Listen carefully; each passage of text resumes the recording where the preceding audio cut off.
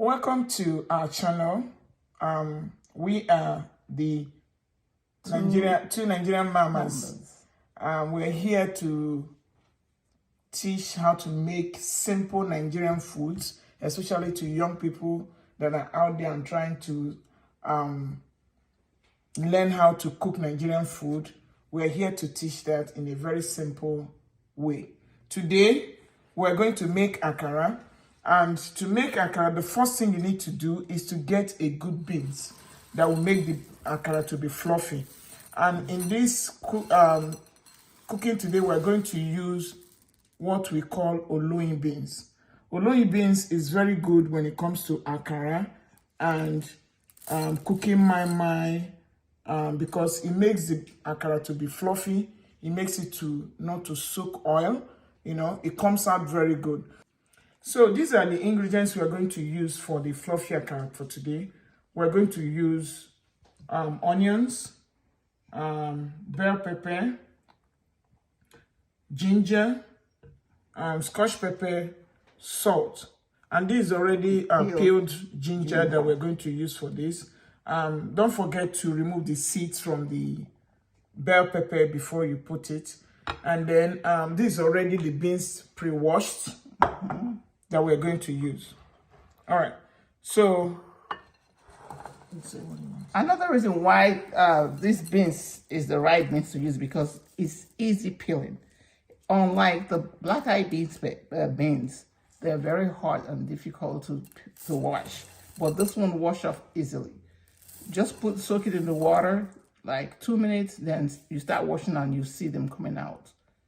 I'll choose a day. We'll choose another day to show you how to peel the beans. But today, I just want to let you know this is the best beans to use because it's easily peeled and it also makes the akara come out fluffy, like my sister said. Now, we're going to blend all the ingredients together. We're going to add the beans in our blender.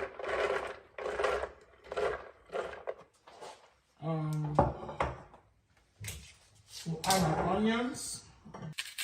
Onions makes it to taste better, so you might want to add enough onions. And then we'll put the bell pepper. The reason we're adding the bell pepper is to give it color. You know, the bell pepper add color to the beans. And then we're going to add 1 scotch pepper. We don't want it to be too peppery. Our ginger. And then the next thing is to put salt. Just a little salt. Beans doesn't like too much salt. And then a little water to blend. So for the water, you be careful not to add too much water to the beans because if you add too much water to the beans, it makes it to be watery and then it will start soaking oil. I'm going to blend on a high speed and then we are ready to fry. This is the blended beans and you can now see the consistency. You don't want it to be watery like we said earlier. You just want it to be thick so that it will come out better and it won't soak the oil when it's being fried. And you're going to set at a medium because you don't want it to be too high and at the same time too low. So for this, I'm going to set it at 6 or 7. Let me leave it at 7. That will do. And then this is our pot. We're just going to add oil to it and allow the oil to be warm for maybe at least a minute or two. Or more. A minute or more. And then we'll now start frying. You can use vegetable oil, olive oil, peanut oil, whichever oil you rather use, it's fine.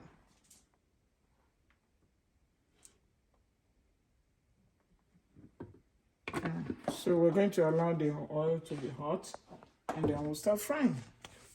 So now we're ready to fry. the akara. You need a scoop, a spoon that has a scoop like this one that I'm holding. And then let's go ahead and start. And as far as the scooping spoon, I mean, you can use whatever you have also, but this is just give you an idea of the measurement. At the same time, we don't want the oil to be too hot, because if the oil is too hot, the akara will start browning. Meanwhile, it's not yet cooked. Cooked inside. Yeah, so you don't want the oil to be too hot. The akara is already cooking. So what we need to do is to allow it for a few more minutes, right? And then we turn it around so that the other side will cook as well. You don't want it to over brown. You see that I'm turning it now. You see the color is coming out. Wait. See?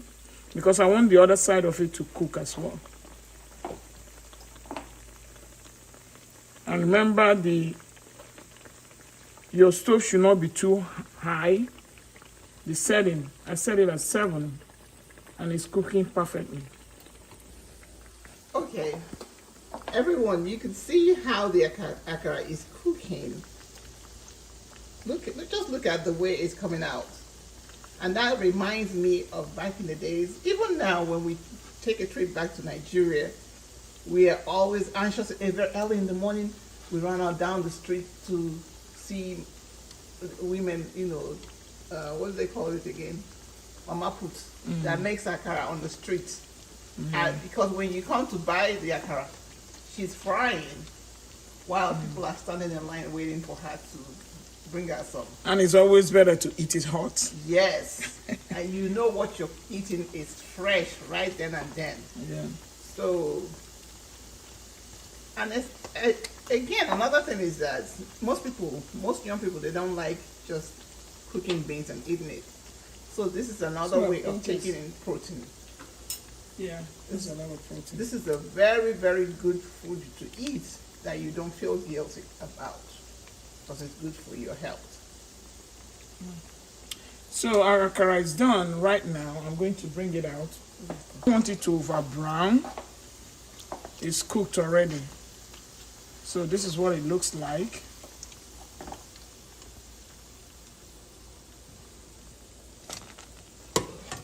Yummy. Golden brown. See, it's fluffy. It's not soaking the oil. Oh. So you just have to be mindful of the beans you use for this. Yes. Because that's the secret to it. It makes a whole lot of Look at it. It looks like a buns. Yes. Comes out very clean and without soaking the oil.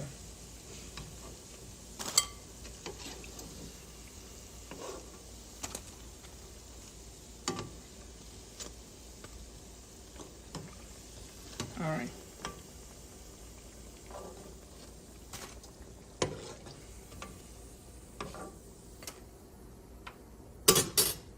So this is our akara. I'll put it here. You want to try? Flat plate. I'm going to pour